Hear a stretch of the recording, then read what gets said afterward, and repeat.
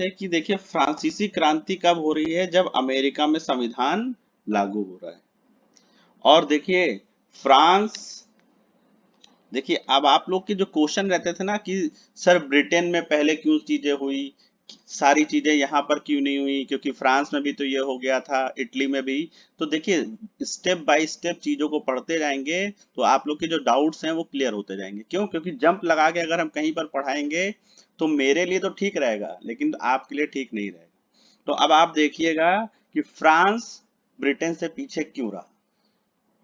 ठीक है, France Britain से पीछे क्यों रहा, उसके कारण अब धीरे धीरे आपको समझ में आएंगे। तो देखिए 1688 ब्रिटेन में तो संसद को सर्वोच्चता दे दी गई, मोनार्की रही लेकिन उसकी पावर कम कर दी गई। लेकिन फ्रांस में देखिए 1789 तक भी मोनार्की है, यानी राजतंत्र है और सामंतवाद है, फ्यूडलिज्म भी बना हुआ है। अभी सामंती व्यवस्था यहां से खत्म नहीं हुई, फ्यूडलिज्म भी बना हुआ है। और यहाँ पर चर्च पावरफुल है, और कौन सा चर्च? Catholic church. तो पीछे रहेगा ना। ब्रिटेन में जो चीजें हो चुकी हैं, अभी 100 साल हो गया है, फ्रांस में वो चीजें पूरी तरह से कंप्लीट नहीं हुई, तो फ्रांस तो पीछे रहेगा ही रहेगा। जबकि ये मान के चलिए कि फ्रांस के पास पैसे की अगर बात करी जाए, यानी अगर इसकी इकोनॉमिक या जीडीपी की बात करी जाए, तो वो सबसे ज्यादा है इस समय, वो बहुत ज्यादा है। कारण क्या है? कॉलोनिज्म।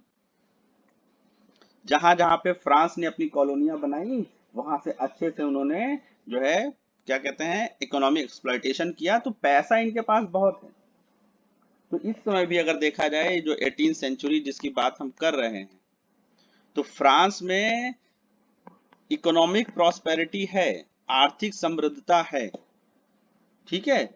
लेकिन साथ ही साथ अभी भी क्या बना हुआ है यहाँ पे? यहाँ पर राजतंत्र है, ठीक है। यहाँ पर अभी भी सामंतवाद है, और यहाँ पर भी अभी भी कैथोलिक चर्च का ही सारा प्रभाव चलता है। तो पीछे हो जाएंगे, कारण यही है, ठीक है। और इन्हीं सब कारणों की वजह से क्या होता है, फ्रांस में फिर एक क्रांति हो जाती है। और यहां पर भी ध्यान देने वाली बात यह है कि फ्रांस की क्रांति के पीछे भी सबसे बड़ा कारण निकलेगा आर्थिक। तो देखिए कोलोनिज्म होना या इंपीरियलिज्म होने के पीछे भी सबसे बड़ा कारण क्या है? इकोनॉमिक, आर्थिक। और फ्रांस और देखिए अभी यूएसए की हमने बताया, उसके पीछे भी इकोनॉमिक एक्सप्लॉयटेशन दिख रहा था। और यहां पर भी जो आपकी फ्रांस की क्रांति होगी, इसके पीछे भी मेन कारण आर्थिक ही दिखाई देगा। और सबसे बड़ी चीज कि फ्रांस की क्रांति में आप देखेंगे कम से कम 4 फेज आएंगे। ये लोग क्रांति करेंगे और 3 साल बाद राजा को हटा देंगे, इनको लगेगा कि क्रांति पूरी हो गई। लेकिन फिर से एक दूसरी तरह की ऑटोक्रेटिक सिस्टम आ जाएगा। आप देखेंगे इस तरह स्टेप बाय स्टेप हम लोग इन चारों स्टेप को पढ़ेंगे। इसमें लास्ट में नेपोलियन भी तो आता है। नेपोलियन भी कैसा बन जाता है? ऑटोक्रेटिक बन जाता है, तानाशाह बन जाता है, और फिर वो भी डिक्लाइन करता है। तो इस तरीके से हम यहाँ पर देखेंगे। तो हमारा कहना यह था कि 18th सेंचुरी की बात अगर करें, 18वीं शताब्दी, ठीक है, यानी कि 1700 से लेकर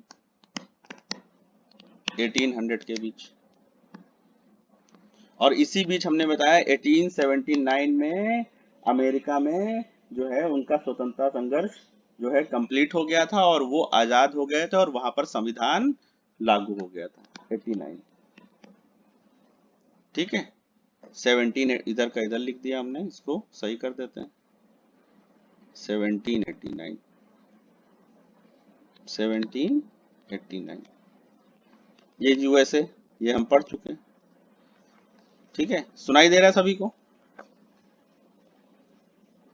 ठीक है। तो अब ये मान के चलिए कि इस समय सबसे बड़ा अंतर अगर हम ब्रिटेन से देख लें, जो हमेशा आप लोग के दिमाग में आता रहता है, ब्रिटेन और फ्रांस का, ऐसे ही बता रहे, लिखना नहीं है आपको। तो देखिए ब्रिटेन में अब तक क्या हो चुका था, संसद की सर्वोच्चता आ चुकी थी, ठीक है। 1688 के बाद से ही वहां पर पार्लियामेंट्री सिस्टम आ गया एक तरह से, देखिए। और वो आज तक चल रहा है, ऐसा भी नहीं उसमें कोई चेंज हुआ। और वहां पर मोनार्की भी रही, लेकिन उसको पावर कम कर दी गई, ये। और यहाँ आज 1789 में भी क्या चल रहा है, देखिए, मोनार्की, राजतंत्र। तो पीछे होना लाजमी है, ठीक है। दूसरी चीज, यहाँ पर अभी भी सामंतवाद है, ब्रिटेन में खत्म हो चुका है। यहाँ पर अभी भी जो कैथोलिक चर्च है वो बहुत पावरफुल है। कैथोलिक चर्च अभी भी पावरफुल, यानी ऑर्थोडॉक्सी अभी भी बनी हुई है। लेकिन फिर भी फ्रांस जो है, इकोनॉमिक अगर प्रॉस्पेरिटी की बात करी जाए, यानी कि जीडीपी की बात करी जाए, या फिर आर्थिक रूप से बात करी जाए, तो वो ब्रिटेन के बराबर ही था। कारण क्या था, ब्रिटेन इंडस्ट्रियलाइजेशन की वजह से डेवलप हो रहा था इस समय, और यहाँ पर ये क्या था, कोलोनिज्म की वजह से, उपनिवेशवाद की वजह से, उपनिवेशवाद की वजह से इतना पैसा इनके पास था। फिर आखिर क्या कारण रहा कि फ्रांस में क्रांति हुई, भाई? ये मान के चलिए कि फ्रांस इकोनॉमिक प्रॉस्पेरिटी की अगर बात करी जाए तो इस समय ब्रिटेन के बराबर ही था लगभग। लेकिन फिर ऐसा क्या हो गया कि वहां पर क्रांति हुई? तो उसमें कई फैक्टर हम देखेंगे। सबसे पहले देखेंगे वहां की सोसाइटी। 18th सेंचुरी में फ्रांस की सोसाइटी कैसी थी। और कुछ फ्रेंच वर्ड आएंगे, उनको वैसे ही हम लोग लिख लेंगे।